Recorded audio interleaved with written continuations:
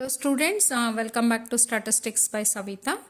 ಇಲ್ಲಿ P U C first year exam ನಿಮ್ಗೆ ಈಗ 20th ಇರೋದ್ರಿಂದ ನೀವು ಆಲ್ರೆಡಿ ಎಲ್ಲ ಪ್ರಾಬ್ಲಮ್ಸನ್ನು ಪ್ರಾಕ್ಟೀಸ್ ಮಾಡಿರ್ಬೋದು ಅಂದ್ಕೊಳ್ತೀನಿ. 10 marks 5 marks and practical oriented questions all go through the text ಬುಕ್ಕನ್ನು ರೆಫರ್ ಮಾಡಿದ್ರು ಸಾಕು. ನೀವು ಮಾಡೆಲ್ ಕ್ವಶನ್ ಪೇಪರಲ್ಲಿ ಏನೇನು ಬರುತ್ತೋ ಅದನ್ನು ರೆಫರ್ ಮಾಡಿ ಅದರ ಪ್ರಕಾರ ನೀವು ಇನ್ನೊಂದಿಷ್ಟು ಕ್ವಶನ್ಸನ್ನು ಟೆಕ್ಸ್ಟ್ ಬುಕ್ಕಿಂದ ತಗೊಂಡ್ಬಿಟ್ಟು ಮಾಡಿಬಿಡ್ರಿ. ಅದರ ಪ್ರಕಾರ ಪ್ರಾಕ್ಟೀಸ್ ಮಾಡಿದ್ರಿ ಅಂದ್ರೆ definitely the same type of questions they will ask. Okay, ನಿಮಗೆ ಫಸ್ಟ್ ಇಯರ್ಗೆ ಟೆಕ್ಸ್ಟ್ ಬುಕ್ ಬಿಟ್ಟು ಬೇರೆ ಕ್ವಶನ್ಸ್ ಯಾವುದೂ ಬರಲ್ಲ, ಅದರಲ್ಲಿ ಟೆಕ್ಸ್ಟ್ ಬುಕ್ಕಿಂದನೇ ಬರೋದು. ಆ ಟೆಕ್ಸ್ಟ್ ಬುಕ್ ರೆಫರ್ ಮಾಡಿದರೂ ಸಾಕು, ನೀವೆಲ್ಲನೂ ನೀವು ಅಟೆಂಪ್ಟ್ ಮಾಡ್ಬೋದು ಕ್ವಶನ್ಸನ್ನು.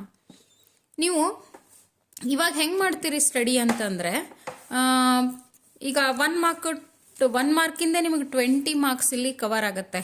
1 ಮಾರ್ಕು ಮಾಡೆಲ್ ಕ್ವಶನ್ ಪೇಪರ್ ಪ್ರಕಾರ 1 ಮಾರ್ಕ್ 20 ಮಾರ್ಕ್ಸ್. ಫಸ್ಟ್ ಏನಿರ್ತದೆ ಅಂತಂದ್ರೆ ನಿಮಗೆ ಆಬ್ಜೆಕ್ಟಿವ್ ಟೈಪ್ ಅದ, ಹೌದಾ? First objective type.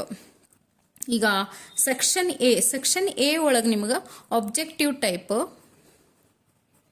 ನಾನು ಇದನ್ನ ರೆಫರ್ ಮಾಡಿದಾಗ ಆಬ್ಜೆಕ್ಟಿವ್ ಟೈಪ್ ನಿಮಗೆ 5 ಮಾರ್ಕ್ಸ್ ಅಲ್ಲಿ ಬಂದ್ಬಿಡ್ತದೆ. ಅಲ್ಲಿ ಒಂದು ಕ್ವಶನ್ಗೆ 4 ಆನ್ಸರ್ ಇರ್ತದೆ. ಒಂದು ಆನ್ಸರನ್ನು ನೀವು ಬರೀ ಆನ್ಸರ್ ಬರೆದ್ರೂ ಸಾಕು, ಕ್ವಶನ್ ಅನ್ನ ಬರೀಲಿಕ್ಕೆ ಹೋಗ್ಬೇಡ್ರಿ. ಒಂದನ್ನು ನೀವು ಅಲ್ಲಿ ಬರೀ ಆನ್ಸರನ್ನು A that answer and the second one B answer. Just you write down.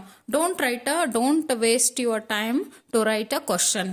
Okay, ಇಲ್ಲಿ 5 ಮಾರ್ಕ್ಸ್ ನಿಮಗೆ 5 ಮಾರ್ಕ್ಸಿಂದ ಆಮೇಲೆ 2 ಕ್ವಶನ್ ಈಗ ಒಂದು ನಿಮ್ಗೆ ಒಂದು ಎ ಅಂತ ಬರೆದ್ಬಿಟ್ಟಿರ್ತೀರ ನೀವು, ಮತ್ತೆ ನೆಕ್ಸ್ಟ್ ನಿಮ್ಗೆ ಅದಲ್ಲ ಬಿ ಅನ್ಸುತ್ತೆ, ಅವಾಗ ಎ ಕಾಟ್ ಹೊಡೆದ್ಬಿಟ್ಟು ನೀವು ಬಿನ ಬರೀಬೇಕಲ್ಲಿ.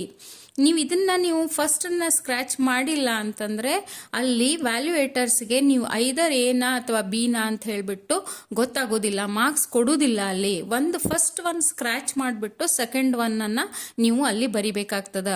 ಆಮೇಲೆ ಫಸ್ಟು ಯೂಸಲಿ ಕ್ವಶನ್ ಪೇಪರ್ ಮೇಲೆ ನೋಟ್ ಅಂತ ಬರ್ದಿರುತ್ತೆ. ಆ ನೋಟನ್ನು ಸರಿಯಾಗಿ ರೀಡ್ ಮಾಡ್ರಿ, ಯಾಕಂದ್ರೆ ಫಸ್ಟ್ 3 ಪೇಜಸ್ ಒಳಗನ್ನ ನಿಮಗೆ ಸೆಕ್ಷನ್ ಎ ಇರಬೇಕಲ್ಲಿ.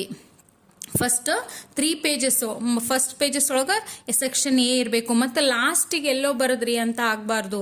ಸೆಕ್ಷನ್ ಎಗೆ ನೀವು ಫಸ್ಟ್ ಬೇಕಂದ್ರೆ ನೀವು ಬರ್ದಿಲ್ಲ ಅಂತಂದ್ರು ಪ್ಲೇಸ್ ಬಿಟ್ಬಿಟ್ಟು ಸೆಕೆಂಡ್ ಒನ್ ಸೆಕ್ಷನ್ ಬಿ ಮತ್ತು ಸಿಗೆ ಹೋಗ್ರಿ. ಬಟ್ ಸೆಕ್ಷನ್ ಎನ ನೀವು ಸ್ಟಾರ್ಟಿಂಗ್ ಆಫ್ ದ ಪೇಜ್ ಅಲ್ಲೇ ಬರಿಬೇಕು ಅದನ್ನ. ಓಕೆ, ಈಗ ಆಬ್ಜೆಕ್ಟಿವ್ ಟೈಪ್ 5 ಮಾರ್ಕ್ಸ್ ನಿಮ್ಗಲ್ಲಿ ಬಂದ್ಬಿಡ್ತು. ಸೆಕೆಂಡ್ ಒನ್ ನಿಮ್ಗೆ ಮ್ಯಾಚ್ ದ ಫಾಲೋಯಿಂಗ್ ಇರ್ತದಲ್ಲೇ. ಮ್ಯಾಚ್ ದ ಫಾಲೋಯಿಂಗು ಕೂಡ ಬಟ್ ನೀವು ಮ್ಯಾಚ್ ದ ಫಾಲೋಯಿಂಗ್ ಅನ್ನ ಅದು ಕೂಡ 5 ಮಾರ್ಕ್ಸ್ 5 ಇರ್ತದಲ್ಲೇ. ಒಂದು ಬರೆದ್ಬಿಟ್ಟು ಅದ್ರ ಮುಂದ್ಗಡೆ ಆನ್ಸರು, ಸೆಕೆಂಡ್ ಒನ್ ಬರೆದು ಆನ್ಸರನ್ನು ಬರೀಲೇಬೇಕಾಗ್ತದಲ್ಲೇ. ಬರೀ ಆನ್ಸರ್ ಬರಿಬೇಡ್ರಿ, ಯಾಕಂದ್ರೆ ಮ್ಯಾಚ್ ದ ಫಾಲೋಯಿಂಗ್ ಅಂದಾಗ 2 ಮ್ಯಾಚ್ ಆಗಬೇಕಲ್ಲೇ. First 5 and this 5 you have to match it properly, then you are getting as a 5 marks. Then the third one is a fill in the blanks. Students fill in the blanks ಒಳಗೆ ಮೇಲ್ಗಡೆನೆ ನಿಮಗೆ answer ಕೊಟ್ಟಿದ್ರು ಅಂತಂದ್ರೆ ಆ ಆನ್ಸರನ್ನು ತಗೊಂಡ್ಬಿಟ್ಟು ಅಲ್ಲಿ ಕೆಳಗಡೆನೆ ಹಾಕ್ಬೇಕು. ನೀವು ಕೆಳಗಡೆ ಅದು ಬರೀ ನೀವು ಅದನ್ನ ಆನ್ಸರ್ ಬರೆದ್ರು ಸಾಕು, you are getting a full marks. ಇಲ್ಲಿ ನೀವು ಅಷ್ಟು ಸೆಂಟೆನ್ಸ್ ಬರಿಬೇಕು ಅಂತಿಲ್ಲ. ನೀವು ಬರೀ ಎ ಬಿ ಸಿ ಡಿ ಅಂತ, ಅಥವಾ first one A, first one answer, second one answer, third one answer, fourth one answer ಬರೆದ್ರೂ ಕೂಡ you are getting a marks. ಅಷ್ಟು ಫಿಲ್ ಇನ್ ದ ಬ್ಲಾಂಕ್ಸ್ ಅನ್ನ ಪೂರ್ತಿ ಬರಿಬೇಕಂತಿಲ್ಲ, ಆನ್ಸರ್ ಬರೆದ್ರೂ ಸಾಕಲ್ಲಿ you are getting a full marks. Then the fourth one is either 1 mark question, one sentence or 1 word that carries a 5 marks here. ನಿಮಗೆ ಇಲ್ಲಿ 20 marks ಆಯಿತು total. ಒಂದು ಆಬ್ಜೆಕ್ಟಿವ್ ಟೈಪು, ಒಂದು ಮ್ಯಾಚ್ ದ ಫಾಲೋಯಿಂಗು, ಒಂದು fill in the blanks, and fourth one is a one sentence or one word. One sentence or one word means either it may be ನಿಮಗಲ್ಲಿ ಇದು ಇರ್ಬೋದು, formula ಕೇಳಿರ್ಬೋದು ಅವರು, small formula or calculate median ಅಥವಾ calculate mode ಅಂತ ಒಂದಿಷ್ಟು values ಕೊಟ್ಬಿಟ್ಟು ಕೇಳ್ಬೋದು. ಸ್ಮಾಲ್ ಸೆಂಟೆನ್ಸ್ ಅಂತಂದರೆ ಡೆಫಿನಿಷನ್ ಕೇಳ್ಬೋದು, define Bowley's statistics, Bowley's definition of statistics or Boddington's statistics ಅಂತ ಒಂದು ಯಾವುದಾದ್ರೂ ಒಂದು ಸೆಂಟೆನ್ಸ್ ಅಥವಾ ಒಂದು ವರ್ಡ್ ಇರುವಂಥ ಆನ್ಸರ್ ಕೇಳ್ಬೋದು. ಅದು 5 ಮಾರ್ಕ್ಸು. ಇಲ್ಲಿ ಎಲ್ಲೂ ಕೂಡ ನಿಮ್ಗೆ ಚಾಯ್ಸಸ್ ಇಲ್ಲ, ಎಲ್ಲೂ ಕೂಡ ಚಾಯ್ಸಸ್ ಇಲ್ಲ. ಇದರಲ್ಲಿ ನಾನು ನಿಮಗೆಲ್ಲರಿಗೂ ಇದು ಕಳಿಸಿದ್ದೀನಿ, ಮಾಡೆಲ್ ಕ್ವಶನ್ ಪೇಪರು. ಇಲ್ಲಿ ಡಿಸ್ಕ್ರಿಪ್ಷನಲ್ಲೂ ಮಾಡೆಲ್ ಕ್ವಶನ್ ಪೇಪರ್ ಹಾಕ್ತೀನಿ, ಅದರಲ್ಲಿ ಎಲ್ಲೂ ಚಾಯ್ಸ್ ಇಲ್ಲ.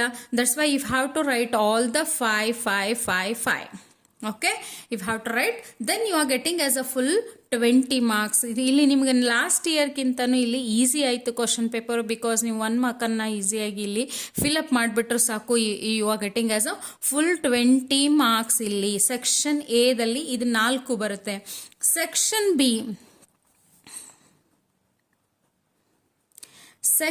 ಬಿ ಅಲ್ಲಿ ನಿಮಗೆ 2 ಮಾರ್ಕ್ಸ್ ಕ್ವಶನ್ನು, 2 ಮಾರ್ಕ್ಸು ನಿಮಗೆ 2 ಸೆಂಟೆನ್ಸಸ್ ಇರ್ತದೆ, ಅಥವಾ ಒಂದು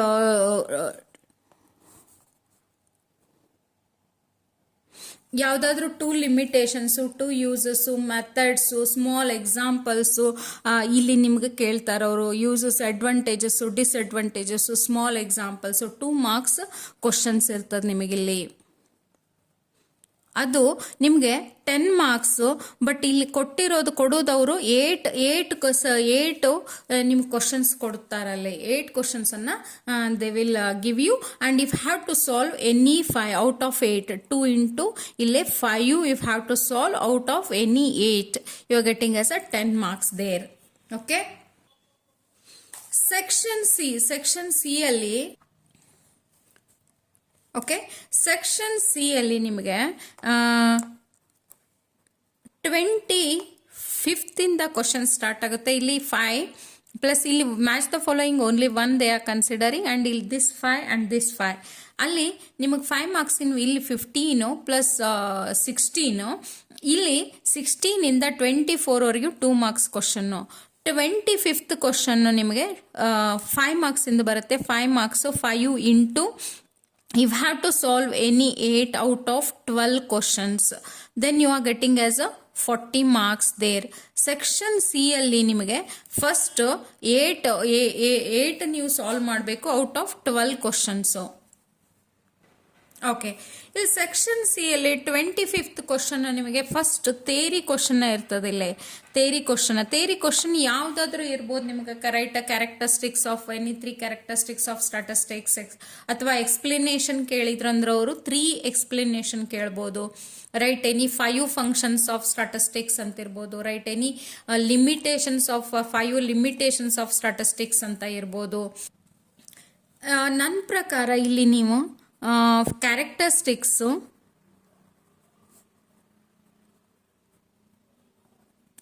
functions, limitation of statistics and scope of the statistics ಇದನ್ನ ಮಾಡ್ಕೊಂಡ್ರಿ ಅಂತಂದ್ರೆ ನಿಮ್ಗೆ ಇದರಲ್ಲಿ 4ರಲ್ಲಿ ಒಂದನ್ನು ಯಾವುದಾದ್ರೂ 25th ಕ್ವಶನ್ ಇರ್ಬೋದು, ಥೇರಿ ಕ್ವಶನ್ ಇರ್ಬೋದು. ಯಾರು ಕಮೆಂಟ್ ಮಾಡಿದ್ರಿ ಥೇರಿ ಕ್ವಶನ್ ಯಾವುದು ಕೇಳಬಹುದು ಅಂತ ಹೇಳಿ. ಈ ಥೇರಿ ಕ್ವಶನಲ್ಲಿ ಇದರಲ್ಲಿ ಯಾವುದಾದ್ರೂ ನಿಮಗೆ ಫಸ್ಟ್ 25th ಕ್ವಶನ್ ಕ್ಯಾರೆಕ್ಟರಿಸ್ಟಿಕ್ಸ್ ಕೇಳ್ಬೋದು, ಫಂಕ್ಷನ್ಸು, ಲಿಮಿಟೇಷನ್, ಸ್ಕೋಪ್ ಕೇಳ್ಬೋದು. 26th question 26th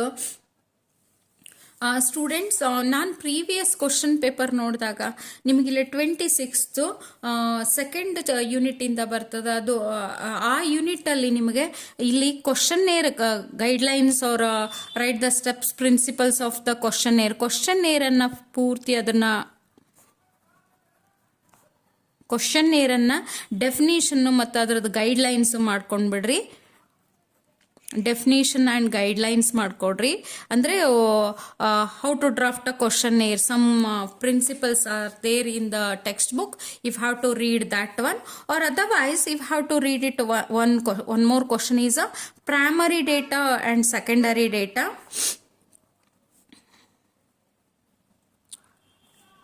Secondary methods and sources of primary data. If have to read it merits and demerits, they may ask a question 5 marks, define primary data and write the methods of primary data, or explain any three methods of primary data, usually kelid questions. And the one more question is a difference between distinguish between athwa difference between the sample survey and census enumeration. Census enumeration ಈ question ಅನ್ನ ಕೇಳಬಹುದು ನಿಮಗೆ. And the one more question is the sampling and its methods.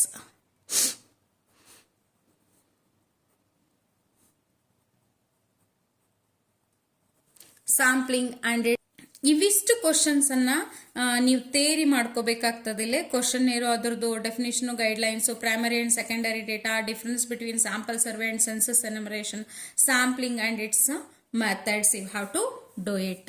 Then the 27th question, 27th ನಿಮ್ಗೆ blank table ಇರ್ಬೋದು, blank table or otherwise tally bar.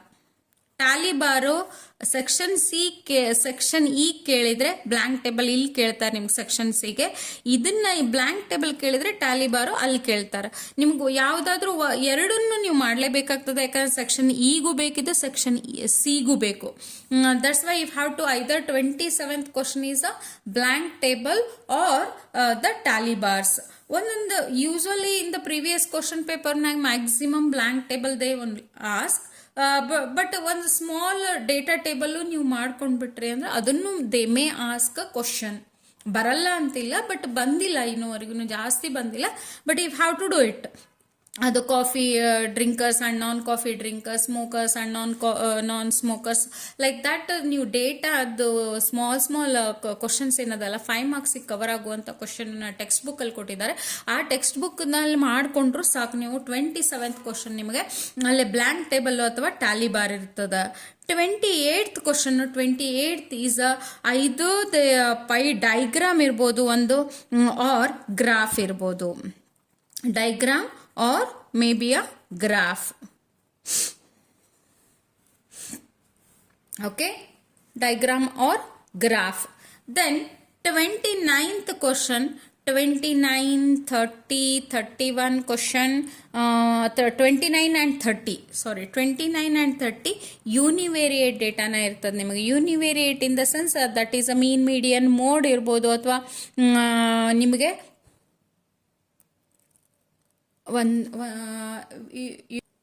okay, not a 29 and 30, only 29th question is a univariate data. Univariate data in the sense it may be a mean, median, mode ಇರ್ಬೋದು, ಮೀನ್ deviation ಇರ್ಬೋದು. Quartile deviation usually ಕೇಳಲ್ಲ ಅನ್ಕೊಳ್ತೀನಿ, ಯಾಕಂದ್ರೆ ಅಲ್ಲಿ ಬೌಲೇಜ್ ನಿಮ್ಗೆ 10 marks attempt ಮಾಡೋದಾದ್ರೆ 10 marks ಕೇಳ್ಬಿಟ್ರೆ ಅಲ್ಲಿ Q3 and Q1 ನೀವು ಆ calculating again. That's why they may ask ಇಲ್ಲಿ ಮಿಸ್ಸಿಂಗ್ ಫ್ರೀಕ್ವೆನ್ಸಿ ಇರ್ಬೋದು, mean, median, mode, geometric mean and harmonic mean, or otherwise mean deviation from median, like that, or missing frequency, any of the question they univariate data ಇರ್ತದೆ. 30th question, 30th is maybe a rank correlation or Carl Pearson's coefficient of correlation. Usually rank correlation ನ ಬಹಳ ಕೇಳ್ತಾರೆ ಇಲ್ಲೇ. rank correlation or otherwise they may ask a question as a ಇಲ್ಲೇ Carl Pearson's coefficient of, ಯಾಕಂದ್ರೆ ಇಲ್ಲೇ ಬೈವೇರಿಯೇಟ್ ಡೇಟಾನ ಬರ್ತದೆ ಇಲ್ಲೇ Carl Pearson's coefficient of correlation.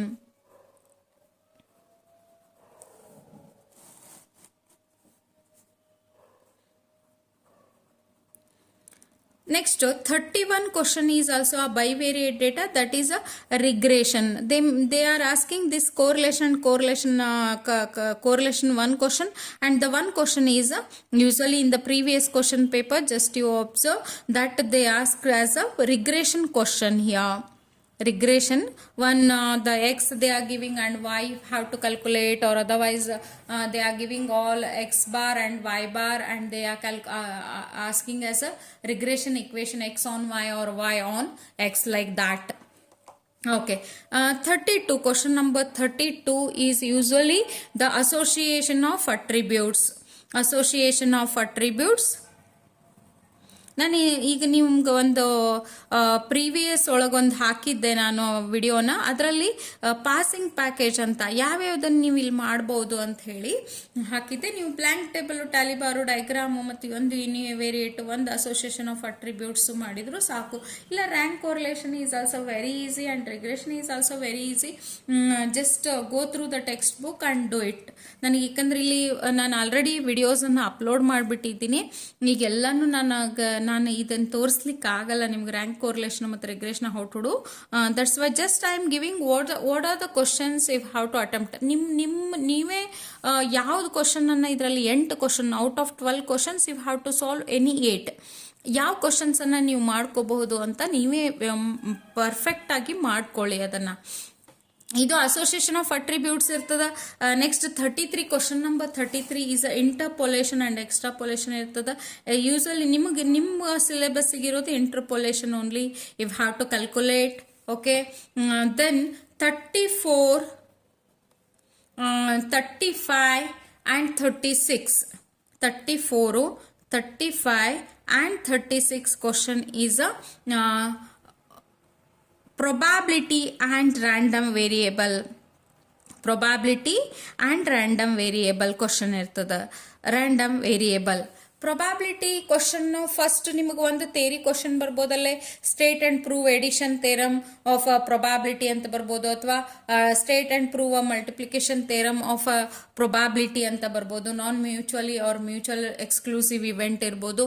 ಒಂದು ಕ್ವಶನ್ ಅನ್ನ ಪ್ರೊಬಾಬಿಲಿಟಿ ಮೇಲೆ ನಿಮ್ಗೆ ಒಂದು ಕ್ವಶನ್ ಬರ್ಬೋದು, ಒಂದು ರ್ಯಾಂಡಮ್ ವೇರಿಯೇಬಲ್ ಕ್ವಶನ್ ಬರ್ಬೋದು. These are the 5 marks questions in section C. Section C ಒಳಗ ಈ ಕ್ವಶನ್ಸ್ ಅನ್ನ ನಿಮ್ಗೆ ಇಲ್ಲಿ ಅಟೆಂಪ್ಟ್ ಕೇಳ್ಬೋದು ಅವರು. Next section D. Section D ಅಲ್ಲಿ ನಿಮಗೆ ಸೆಕ್ಷನ್ ಡಿ ಅಲ್ಲಿ first question coefficient of variation ಅಂದ್ರೆ ಒಂದು ಯೂನಿವೇರಿಯೇಟ್ ಡೇಟಾ ಇರ್ತದ. ಯೂನಿವೇರಿಯೇಟ್ ಡೇಟಾ ಅಂದಾಗ ಇಲ್ಲೇ CV ಪ್ರಾಬ್ಲಮ್ ಇರ್ಬೋದು. ಯೂಸಲಿ CV ಸಮ್ ನಾನು previous 16, 14 question paper, 15 question papers, 17, 18 ನೋಡಿದಾಗೂ ಕೂಡ ಅಲ್ಲಿ coefficient of variation question paper question R otherwise they may ask ಇಲ್ಲಿ ಕ್ವಾರ್ಟೈಲ್ಸ್, ಡೆಸೈಲ್ಸ್ ಅಂಡ್ ಪರ್ಸಂಟೈಲ್, ಯಾವ್ದಾದ್ರು ನಿಮ್ಗೆ ಕ್ವಾರ್ಟೈಲು, ಡೆಸೈಲ್, ಪರ್ಸಂಟೈಲು ಕೇಳ್ಬೋದು. ಇನ್ನೂ ಒಂದು ಕ್ವಶನ್ ಅಂತಂದ್ರೆ ಇಲ್ಲಿ ಆರ್ ಅದರ್ವೈಸ್ ಇಲ್ಲಿ ಬೌಲೇಸ್ ಕೋಯಿಫಿಷಿಯಂಟ್ ಆಫ್ ಸ್ಕಿವ್ನೆಸ್ ಕೇಳ್ಬೋದು. ಬೌಲೇಸ್ coefficient of ಸ್ಕಿವ್ನೆಸ್.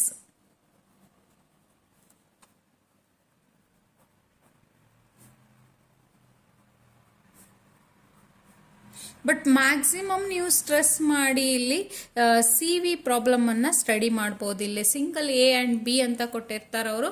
A and B ನೀವು ತಗೊಂಡಾಗ ಅಲ್ಲೇ Aದು x² ಅಂತ ತಗೊಂಡು x x², Bದು y² ಅಂತ ತಗೊಂಡ್ಬಿಟ್ಟು ಸ್ಟ್ಯಾಂಡರ್ಡ್ ಡಿವಿಷನ್ ಮತ್ತೆ ಮೀನ್ ಕ್ಯಾಲ್ಕುಲೇಟ್ ಮಾಡಿಬಿಟ್ಟು CVಗೆ ಅಪ್ಲೈ ಮಾಡೋದು. CV = σ/x bar × 100 ತಗೊಂಡ್ಬಿಡ್ಬೋದು. ಸೆಕೆಂಡ್ ಇಲ್ಲೇ 30, this one is 36th question number. And next one is a 37th question. 37th question is ಇಲ್ಲಿ Bowley's coefficient of skewness ಇರ್ಬೋದು. Skewness, or they may ask Carl Pearson's of coefficient of skewness also. Carl Pearson's coefficient of skewness ಇರ್ಬೋದಿಲ್ಲಿ. ಅದು X ಬಾರು ಮತ್ತು ನೀವು ಅಲ್ಲಿ standard aviation ಮತ್ತು ಜಡ್ ಕಂಡುಹಿಡಿದ್ಬಿಟ್ಟು ಮಾಡಬೇಕಾಗ್ತದೆ. ಇಲ್ಲಿ ಬೌಲೇಸ್ ಕೊಯಿಫಿಷಿಯಂಟ್ ಆಫ್ ಸ್ಕಿವ್ನೆಸ್ ಇರ್ಬೋದು, ಅಂದರೆ ಬೇಸ್ಡ್ ಆನ್ ಕ್ವಾರ್ಟೈಲ್ಸ್ ಇರ್ಬೋದು, ಅವ್ರು ಕಾರ್ಲ್ ಪಿಯರ್ಸನ್ಸ್ ಕೊಯಿಫಿಷಿಯಂಟ್ ಆಫ್ ಸ್ಕಿವ್ನೆಸ್ ಅವರು ಕೇಳ್ಬೋದು. ಇಲ್ಲಿ 37th question number 37th. 38th question. ಆಮೇಲೆ ಮೀನ್ ಡೆವಿಯೇಷನ್ ಅಂದ್ರೆ ಯೂಸಲಿ ಒಂದೆರಡು ಕ್ವಶನ್ ಪೇಪರ್ನಾಗ mean deviation, but mean deviation ನೀವು already calculating in 5 marks questions mean deviation from median class interval ಕೊಟ್ಬಿಟ್ಟು ಅದನ್ನು ಕೇಳ್ಬೋದು ನಿಮಗೆ. ಇಲ್ಲಿ ಇನ್ನೊಂದು 38th question number 38. Oh, sorry, 37, 38, 39. This one is a 39th question. 39th question is a correlation, bivariate. Bivariate, that is a correlation or regression. ಇದರಲ್ಲಿ ಎರಡು ನೀವು perfect ಆಗ್ರಿ students. 4 ಮಾಡಿಬಿಟ್ಟು ಯಾವುದು ಮಾಡಲಾರ್ದೆ ಬರಬೇಡಿ. 4ರಲ್ಲಿ 2 ಪರ್ಫೆಕ್ಟ್ ಮಾಡಿಕೊಂಡ್ರು ಸಾಕು, ನೀವು ಮಾಡ್ಬೋದಲ್ಲಿ. 39th is a correlation or regression. Usually in the previous question paper they ask 2 regression equations or otherwise a frequency they are giving and they are asking as a big one question. That is just I will show you.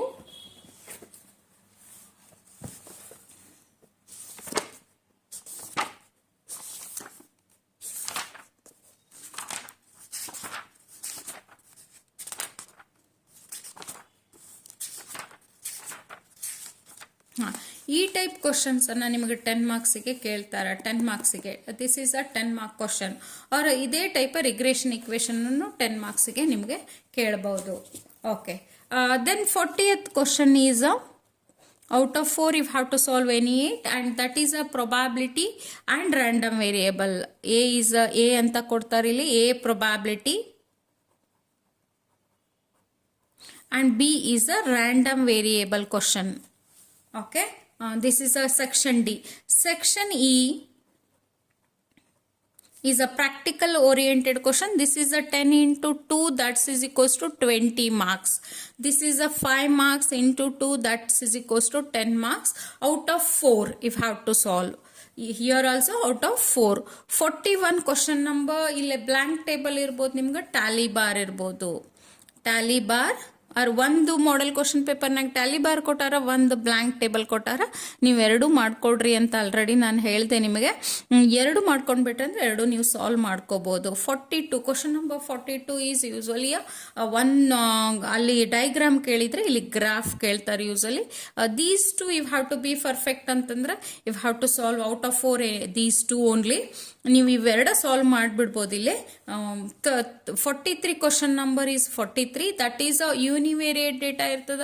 ಅಲ್ಲಿ quartile deviation ಇರ್ಬೋದು, missing frequency ಯಾವ್ದಾರ mean median ಮೋಡದ missing frequency ಇರ್ಬೋದು, ಅಥವಾ combined standard deviation ಇರ್ಬೋದು, combined arithmetic mean ಇರ್ಬೋದು. ಅಲ್ಲಿ ಯೂನಿವೇರಿಯೇಟ್ data ನಿಮಗೆ ಯಾವುದಾದ್ರೂ ಕ್ವಶನ್ ಅನ್ನು ಅವರು ಕೇಳ್ಬೋದು ಇಲ್ಲಿ. Okay, the 44 question is a probability or random variable, or they may ask as a random variable question. Okay, this is your question paper pattern, how the questions they are asking. Okay students, ನೀವು question ಈಗ ನೀವು ಇಷ್ಟು ದಿನ ಕ್ಲಾಸಲ್ಲಾಯಿತು, ಬೇರೆ mid term exam, first unit test, second unit test, ಇವು already solved all the questions, ಇವೆಲ್ಲಾನು solve ಮಾಡ್ಕೊಂಡು ಬಂದಿರಿ. But examination purpose you do it perfect. ಯಾವುದಾದ್ರೂ ಒಂದನ್ನು ಚೂಸ್ ಮಾಡಿಬಿಟ್ಟು ಪರ್ಫೆಕ್ಟಾಗಿ ಮಾಡಿಕೊಡ್ರಿ, ಅದನ್ನೇ ಸಾಲ್ವ್ ಮಾಡಿರಂತಲ್ಲ ಎಕ್ಸಾಮಲ್ಲಿ. Okay students, all the best. Thank you for watching the video.